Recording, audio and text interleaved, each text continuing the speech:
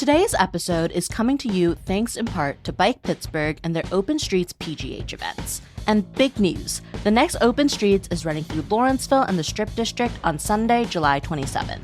This 3.5-mile car-free route takes you from 13th and Smallman all the way past Allegheny Cemetery.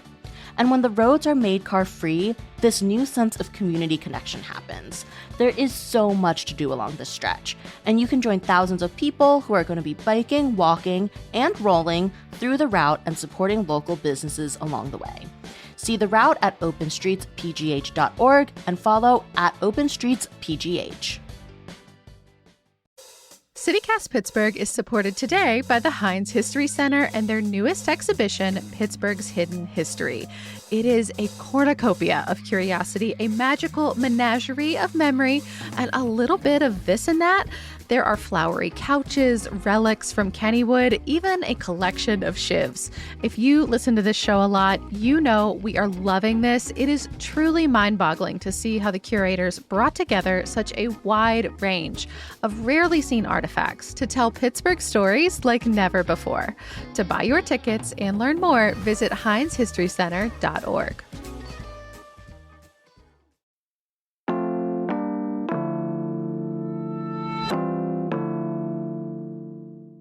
Today on CityCast Pittsburgh, I'm going to be honest, my summer bucket list is basically just going to a bunch of restaurants because there are so many new ones right now.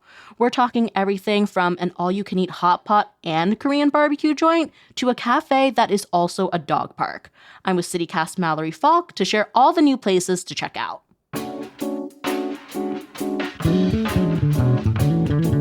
It's Tuesday, July 8th. I'm Sophia Lowe, and here's what Pittsburgh's talking about.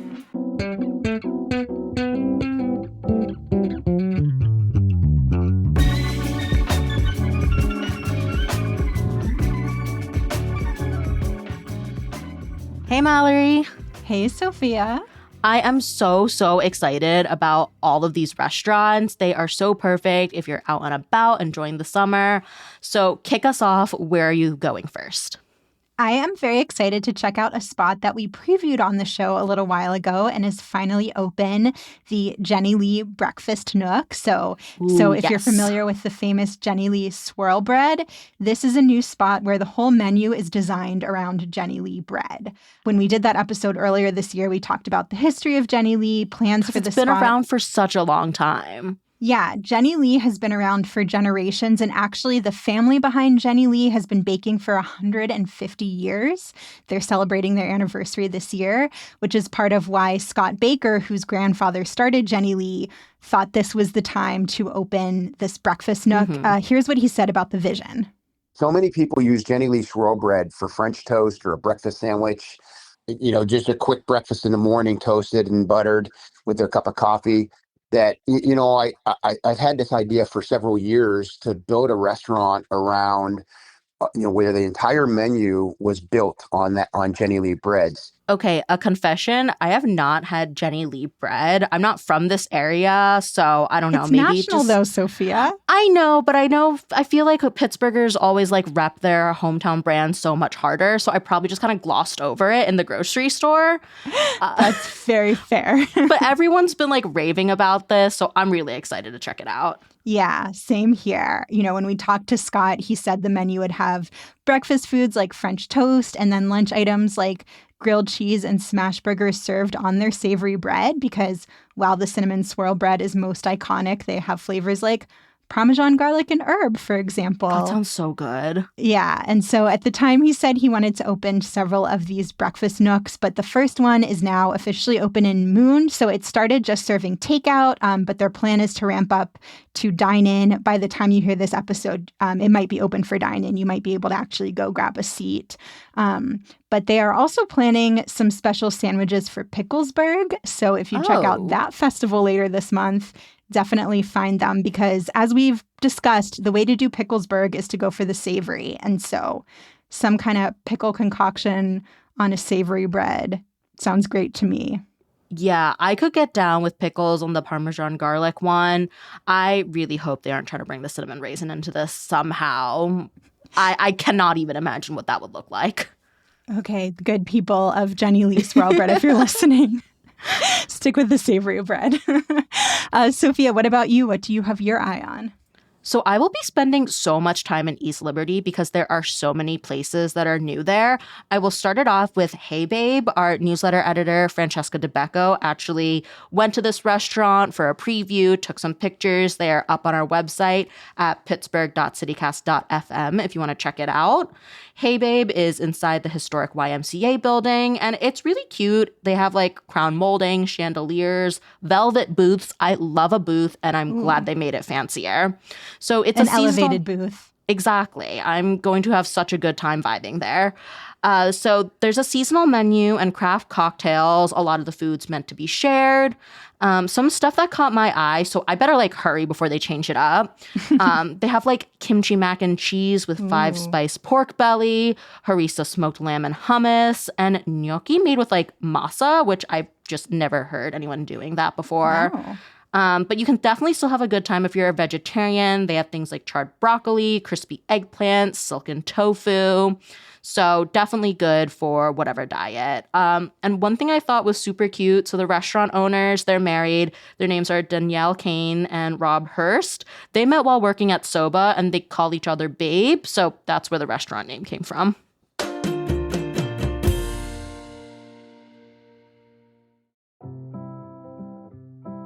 This episode is brought to you by Visibility, an organization helping people who are blind or visually impaired explore all that's possible in their lives. Vision loss doesn't mean you have to sacrifice your independence or stop doing what you love. You just need to do it differently, and that's where Visibility comes in. They take a comprehensive approach to vision care. So they do vision screenings for kids and adults, but also provide transportation assistance, at-home occupational therapy, even employment support.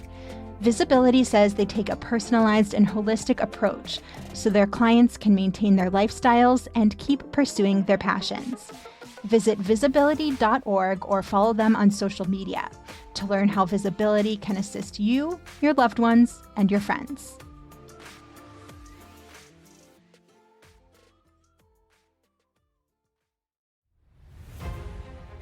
This episode is supported by Crossover Coliseum. And if you're thinking gladiator fights, naval battles, mythical monsters, you are very much on the right track. Crossover Coliseum is a live gladiator-themed game show, and it's basically a combination of Gladiator, Minute to Win It, and Dungeons & Dragons. Local Pittsburghers will face wild challenges for charity, and you get to vote on the outcome. Besides enjoying the live performance, you also get to test your skill and luck in mini-games, plus sip on some signature cocktails. All of this takes place on Thursday, July 17th at the Oaks Theater in Oakmont. Buy your tickets today on Eventbrite, and you can get a 25% discount with the code DIECAST. That's DIECAST. Learn more at crossovergames.org and make your boring nights history.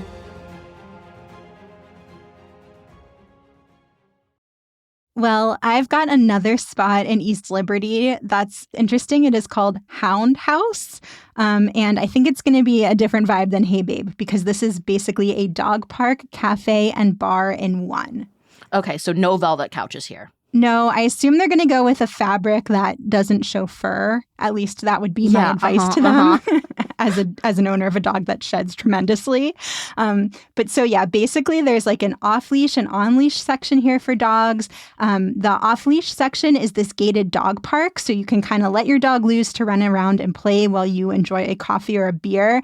And I guess they have houndskeepers there to monitor the dogs playing and also clean up after them. Oh, that's nice. It is. I mean, like, personally, I would feel kind of weird sipping on a craft cocktail while someone else cleaned up my dog's poop, but I just leave a bigger tip. That's true. And also, this is actually a space that you have to pay to have access to, which I hope means that the houndskeepers, they're really making it worth their while to clean up dog poop. You can get a yearly or monthly membership or a day pass, which is $10 for a weekday, $15 on the weekend. But yeah, this place serves breakfast foods, snacks, salads, and sandwiches. I have to give them props for some of the sandwich names. Like there's the Weimaraner, which is a chicken schnitzel sandwich with the creamy vinegar slaw. They have the Havanese, which is roasted pork, a corgi club wrap.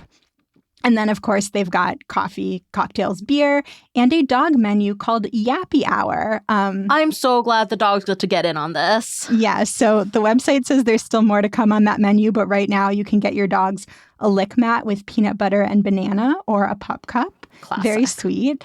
And they also have Wi-Fi. So to me, this seems like a good spot where if you work remotely, you want to get outside of the house, but you don't want to leave your pup behind all day.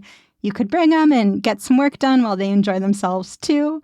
But, in addition to the membership, you do need to register your dogs and make sure that their vaccinations are up to date for everybody's safety. Mm-hmm. That makes a lot of sense. I might just check this out because I like to watch dogs and pet dogs. Don't have one myself, so hope that's not weird. They do specify on their website that you don't need a dog to come and enjoy the space. Yes, I will be remote working there then. Sadly, my poor pup, we don't know what happened in her early years, but she has just a little bit of aggression toward dogs she doesn't know. So, Sophia, I might be joining you dog-free at the space too, because this doesn't sound like the spot for Zero, but if you have a very chill dog who enjoys being social, it does sound like the place for you. Well, if I spend the whole day co-working there, I might pop over to Just Rolled Up for dinner. So we are still in East Liberty, and this is Just Rolled Up's brick and mortar space. So they were originally a food truck, which is still popping around Pittsburgh, by the way. I really appreciate how their website has a tab where you can find the food truck. Ooh, and they have great. their schedule. This saves me so much time chasing down things on Instagram. But they have Very things smart. like poke bowls, sashimi, sushi burritos, and they have one sushi burrito called the Jack and Yellow. I think this is a cute Pittsburgh name. Play on Wiz Khalifa. Yeah, and it has yellowfin tuna, yellowtail, avocado, jalapeno chips, greens, and then wasabi mayo. All of it is wrapped up in fresh nori, and I gotta assume there's rice. And one thing that's nice is everything here is gluten-free. I was peeking at their menu, and they use tamari in their bowls, which is a soy sauce substitute, but it just doesn't have any wheat or gluten in it. That's really great. I can always get behind a place that's trying to be accessible to as many people as possible with as many food restrictions as possible. Yeah, maybe stay away if you have a seafood allergy, but what can you do with sushi? The next spot also may not be great if you have a seafood allergy because there is literally a shellfish in their title, dancing crab. This spot is also new to East Liberty. They have an original location in Dormont, so this is an expansion of that. And this is a Thai restaurant, so they've got classics like pad Thai, lots of curries, different seafood specials like scallops, shrimp, squid, and more with Thai basil. And there's also an outdoor patio, so I, for one, love the idea of sitting outside with some Thai iced coffee and matcha cheesecake, doing some people watching and enjoying the food. I am so excited about this. I have friends who live in the Dormont area who love dancing crab, and I was peeking at their menu. They have lobster pad Thai. I love a lobster mac and cheese, so I cannot wait to dig into a lobster pad Thai. And khao soy, it's this noodle soup that I just haven't been able to find in Pittsburgh that often, so really excited for that as well. Lobster pad Thai sounds like the ultimate elegant dish. I'm very excited for you to get to fulfill that dream. I will let you know how it is. And I will also finally take it out of East Liberty, but still sticking around the East End. Mike Chen, he is the owner of Everyday Noodles. He is opening up another restaurant in Squirrel Hill. It's called Chow's Kitchen. They are serving up Shanghainese food. And I'm super excited to see dongpo pork on the menu. It is this slow-cooked pork and is supposed to melt in your mouth. Really excited. And then WESA has also been working on a food series. It's really great. They covered this new restaurant, Chow's Kitchen, and they say that you get a bunch of cold appetizers. They're complimentary with every meal. Love a complimentary app. I know. And then there's such a good variety of options too. I wonder if they maybe rotate them sometimes, but the ones they talked about included pickled cabbage, peanuts, smoked fish, and kabocha squash, which you find in a lot of Japanese food. And I love all of those things. I love Chinese appetizers. This sounds like a great addition to Squirrel Hill.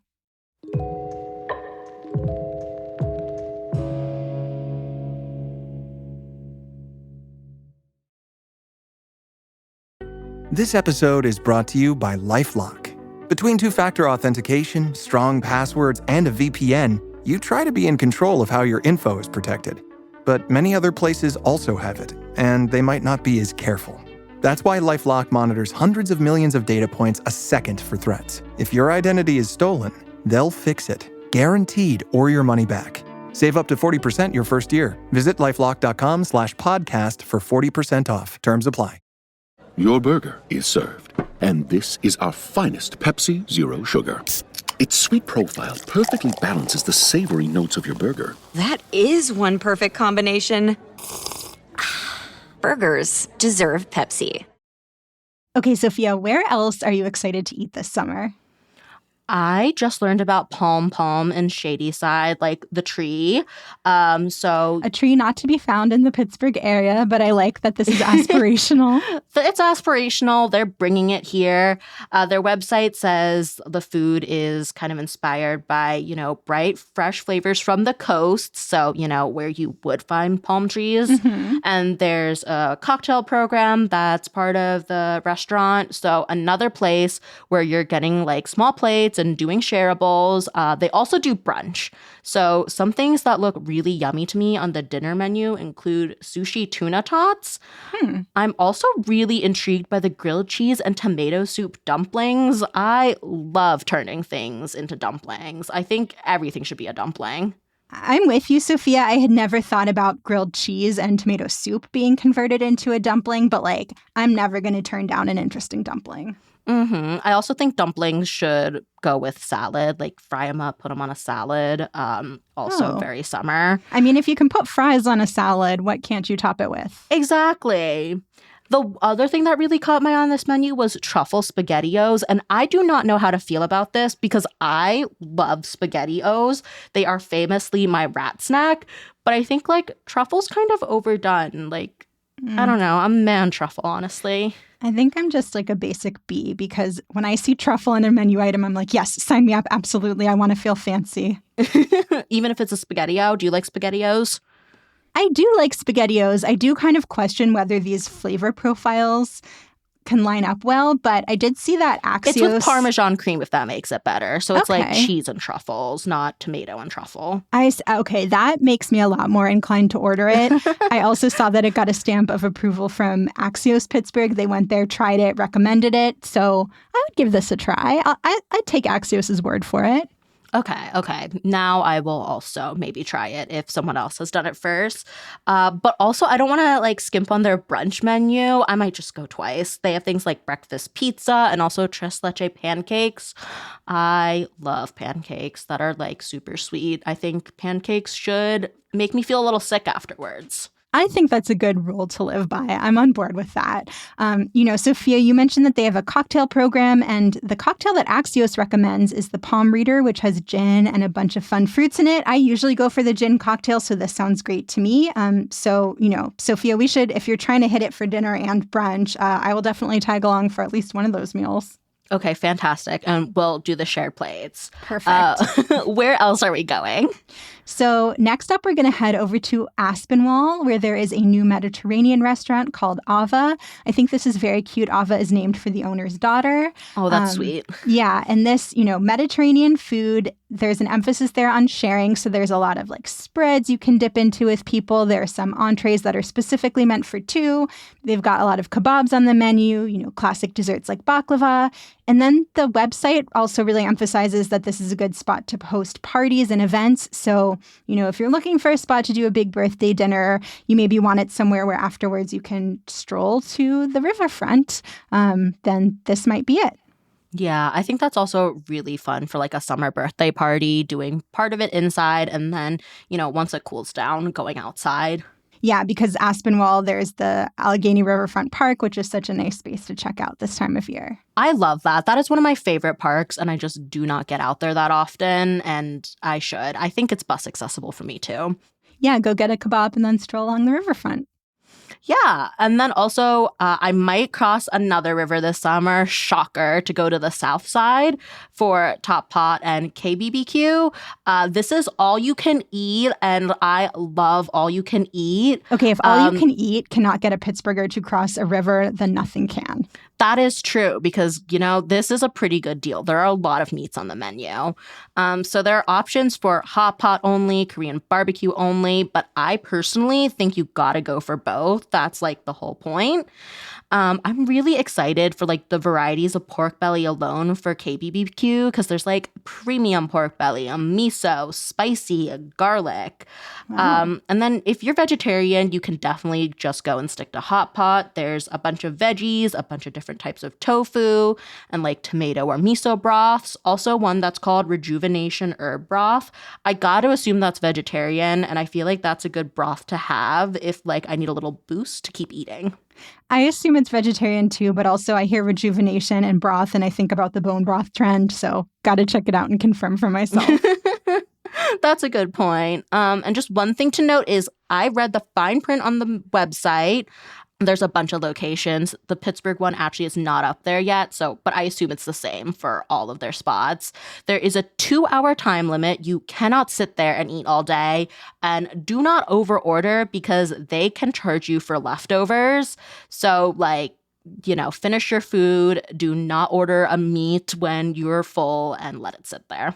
I like that model to make sure there's not food waste. I guess I'm assuming you can't just slide it all into your purse and leave and then you'd be them. leaving with raw meat. So I guess that's kind of up to you, whether you want to keep raw meat in your purse. If you've got a meat freezer at home, I don't know. I'm not encouraging anybody to do this. Please eat responsibly. But if you don't want to get charged for unfinished food, another spot that just popped up on the south side is Capizzoli's. It's serving Italian food. So a lot of classic dishes like chicken parmesan, chicken piccata, but also Parmesan beignets. As someone who used to live in New Orleans, I'm sure this is sacrilege to have a savory Italian beignet, but I would give it a try. It's just fried cheese though, right? You can't go wrong with a fried cheese bite. Yeah, what better than fried cheese? I'm fully on board with this. I also am on board. I love beignets. One time I tried to take beignet mix home from New Orleans and I got stopped by TSA. I think they thought the flour was drugs. It was snacks. I had that happen once with maple sugar that I was trying to bring back from Vermont. Nobody got their maple sugar. Oh no, that is so sad. Well, I guess we will wrap up with some sweet treats. We've kind of made our way there naturally. Yeah. And also don't bring powdery substances through TSA, I think is the true takeaway of this episode. But so actually 2 sweet, beloved spots in Pittsburgh are expanding. So there's going to be a new Brewster's ice cream location on Center Avenue, kind of at the border of Shadyside, Oakland, and Bloomfield. That's a weird spot to me. It feels like a black hole sometimes. Yeah, I know. I always get kind of confused about where one of those neighborhoods ends and the other begins. But so this new Brewster's, as of this recording, it's set to open in mid-July. There will be 2 outdoor patios and a kosher menu. I love Brewster's ice cream. I know I was just on the show singing the praises of Giant Eagle ice cream, but it's good. It's no Brewster's. And my favorite flavors are all of the raspberry ones, like chocolate raspberry truffle, black raspberry chocolate. So if you're looking for a summer treat and you're in this black hole neighborhood, stop by. I don't go to Brewster's that often, but anytime they're at a vegan event like Veg Fest, I try to hit up their truck to, wrap up my day with a sweet treat. I really like their non-dairy flavors. I think I had a coffee chocolate chip one last time. Chef's kiss. Yeah, because they make theirs with coconut milk, and I do think that infusion of coconut flavor really makes everything taste even better. Got it. I'm learning a lot about which alternative milks you should and shouldn't be using in ice cream this week. That's very true. Well, I've got one other sweet expansion. So La Gourmandine, the bakery that's all over town, is opening a new location in Oakland. So many good French pastries in this spot. I particularly love anything they make with pistachio in it. La Gourmandine is so good. I think my favorite thing is this brioche Bostock. That I think has raspberry and the baguette with bacon in it. Ooh, sweet and savory options. And if there is a new restaurant that we missed or one that you're super excited about, please let us know. You can leave us a voicemail with your name and neighborhood, and you might hear it on the show. So call into our Munchies hotline. It is 412-212-8893.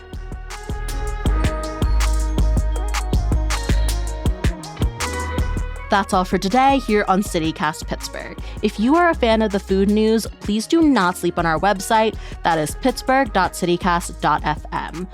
We have a running list of new restaurants to check out in Pittsburgh. Plus, we've got pictures so you can see what the vibe's like and what dishes look yummy. We'll be back tomorrow with more news from around the city. Talk to you then.